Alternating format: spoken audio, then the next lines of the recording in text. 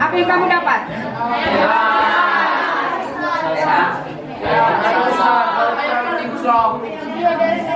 Dari mana tahu kau ini AI? Ada apanya Bu?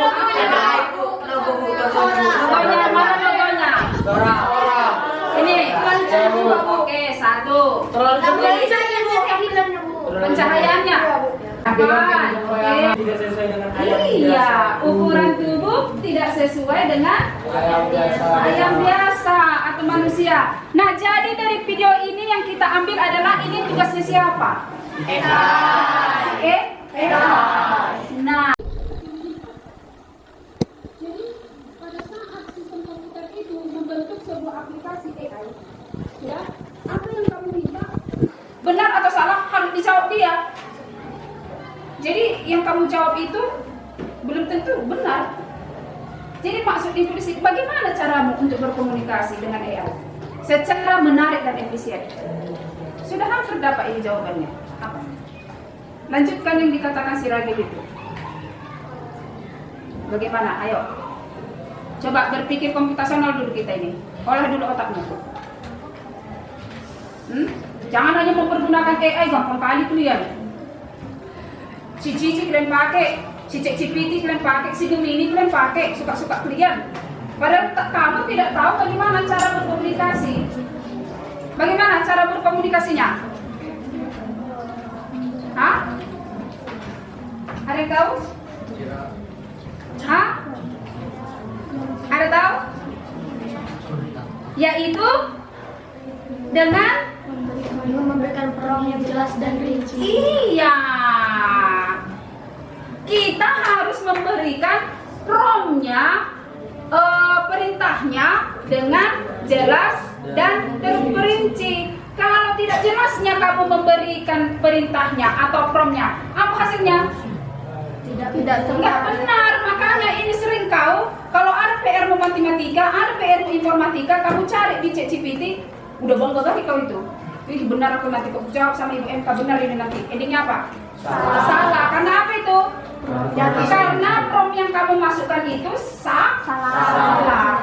Itu intinya. Sudah? Artinya kamu sudah memahami cara penggunaan daripada AI. Sudah? Oke, kita lanjutkan. Ya, sebelum Ibu menjelaskan apa-apa saja yang akan kita pergunakan di dalam komunikasi tools artificial intelligence. Nah, ada baiknya kita memahami dulu apa tujuan pembelajaran. Apa tujuan kita mempelajari tools AI tersebut. Sudah? Oke, yang pertama, mengidentifikasi manfaat dan risiko komunikasi AI. Sudah? Kita harus bisa memahami apa itu manfaat dan risiko kalau kita berkomunikasi dengan AI. Itu dia. Yang kedua, kamu dapat menggunakan AI, Canva AI. Sudah? Ada Canva AI. Kamu pernah dengar Canva enggak? Pernah kan? Pernah menggunakan enggak? Pernah. Kamu pernah menggunakan Canva AI enggak? Pernah. Sering. Nah, jadi nanti kita akan menggunakan Canva AI untuk membuat pesan digital.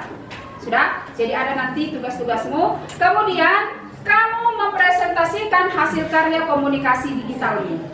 Sudah? Dan yang terakhir adalah kamu bisa merefleksikan pengalaman pada saat kamu menggunakan AI tersebut. Oke? Bisa dipahami? Nah, jadi ini ada 4 tujuan pembelajaran yang akan kita lakukan di pagi hari ini, Oke, kita lanjutkan. Ya, yang pertama tadi adalah manfaat komunikasi dengan AI. Sudah? Nah, ini dia. Apa-apa saja manfaat kita kalau berkomunikasi dengan AI? Jiwa penasaran tidak ada. Betul tak? Betul. Ya, yang kedua apa? Potensi informasi salah. Iya, seperti yang Ibu bilang tadi, potensi informasi salah. Sudah Ibu bilang, AI itu tidak selalu benar. Sudah? Oke, yang ketiga adalah kapasitas data. Hati-hati hati-hati AI. Ada nggak AI bisa mengubah wajah kita ini menjadi cantik? Ada nggak AI wajah kita cantik dibuat menjadi gambar monyet? Ya kan? Ya kan? Nah, jadi ada nggak AI yang wajah kita cantik, badan kita gendut bisa dibuat langsing? Nah, hati-hti di situ. Jangan kamu sering-sering mempergunakan AI yang jenisnya seperti itu. Ya, itu sangat berbahaya. Wajahmu, privasimu, itu kan udah seperti katakan tadi, disimpan sistem komputer. Sudah, sistem komputer itu menyimpan. Jadi orang yang pintar mempergunakan Kalista, informatika, nanti salah mempergunakan. Oke? Jadi nanti endingnya apa yang terjadi? Karena sering kamu mempergunakan wajah, mempergunakan AI yang selfie, yang tadinya dia agak hitam jadi putih, ya kan? Nah, hati-hati di situ ya. Endingnya apa? Itulah yang terjadi. Yang maaf, yang dibuat wajahmu, kamu adalah siswa yang polos, tetapi kamu dibuat menjadi dalam hati-hati di situ. Makanya hati-hati mempergunakan Oke, yang berikutnya apa? Kurangnya sentuhan manusia atau tidak empati. Kurangnya sentuhan manusia. Ini tahu itu. Gara-gara si AI ini kau tidak peduli lagi dengan orang. Lebih resikonya. Bisa kamu mempergunakan, tetapi perhatikan juga resikonya ya anakku. Sudah? Oke, selanjutnya. Ya. Jadi apa itu Ibu MK AI? Siapa yang bisa? Apa? Nah, kita lihat ini.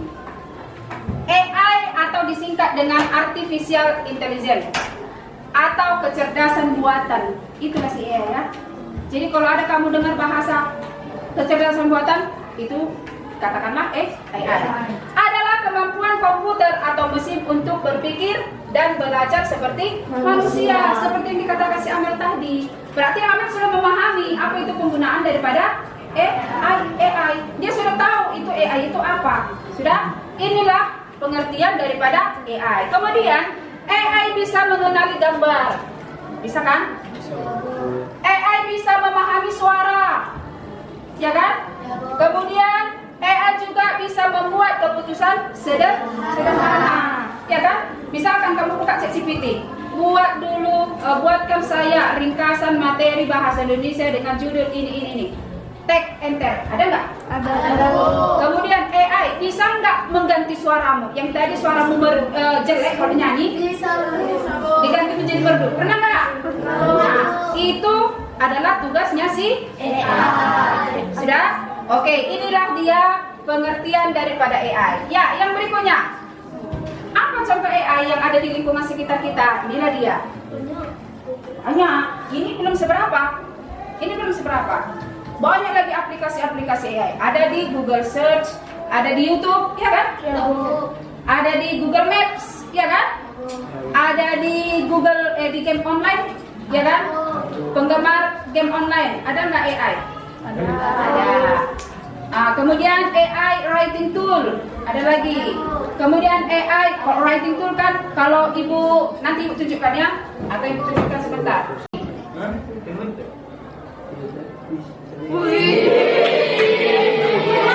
Wajah senang.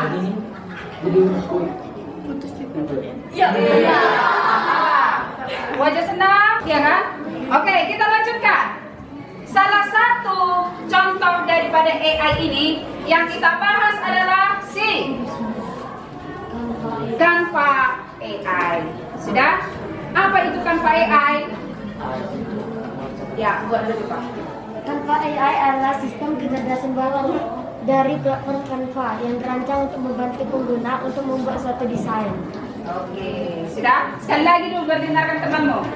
Canva AI adalah sistem kecerdasan yang dibuat dalam platform Canva yang digunakan untuk membantu pengguna dalam membuat suatu desain.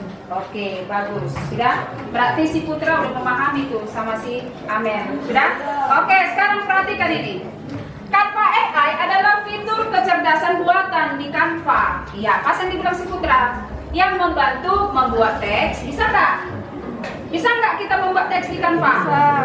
Membuat gambar, desain, presentasi secara otomatis. Makanya kalau disuruh gurumu kamu buat presentasi kelompok, hasil diskusi kalian dengan materi ini, cepat kan? Tinggal milih gambar-gambarnya kan? Iya. Oke, yang berikutnya adalah Canva AI cocok digunakan untuk menyampaikan pesan digital seperti poster, infografis, atau slide presentasi. Nah, inilah nanti yang akan kita lakukan di Canva AI. Sudah? ini. Jadi ini tugasmu. Oke, udah bisa ya? Apa tujuan yang mau kamu kerjakan nanti kan? Oke. Ya, kita lanjut. Bu, apa-apa saja fitur AI nanti? Sudah? Ada yang selesai mendesain Canva AI-nya. Sudah?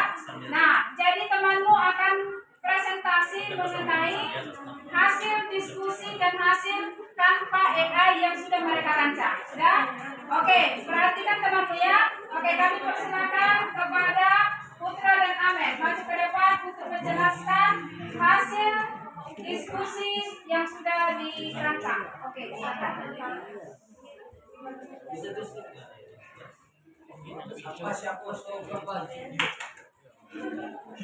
Ya. Ya, perhatikan temannya, perhatikan temannya.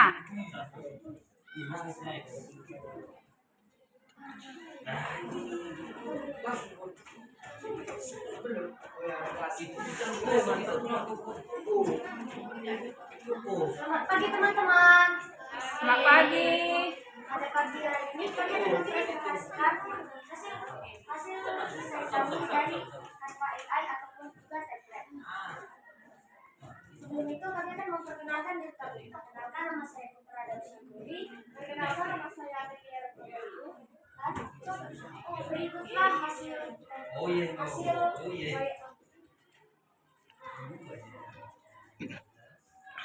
tanggung jawab di ruang digital. Sebelum kami mencari desain kami mencari tema kami. Tema kami yaitu tanggung jawab di ruang digital. Setelah menemukan tema, kami menggunakan tulisan ajaib atau dari Canva AI untuk mencari materi dari judul kami.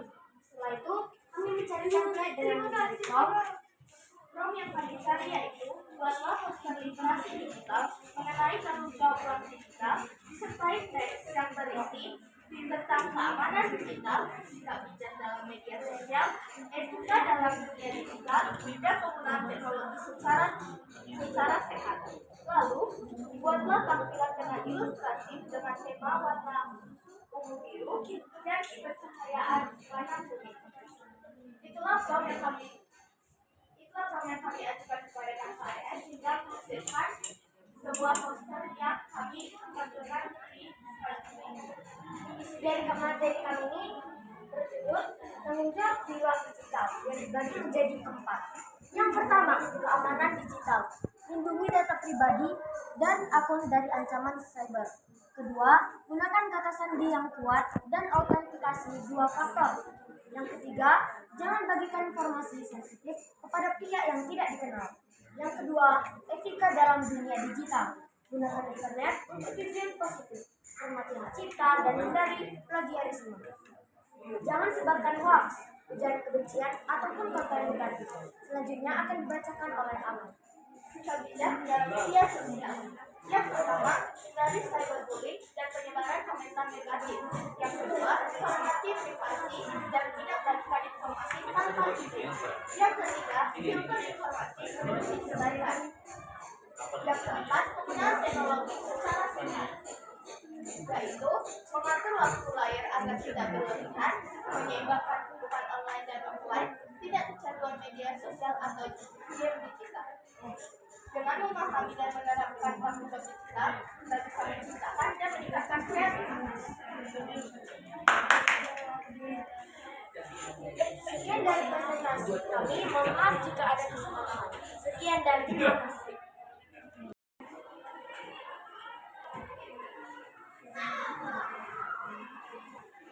Ya, perhatikan ke depan.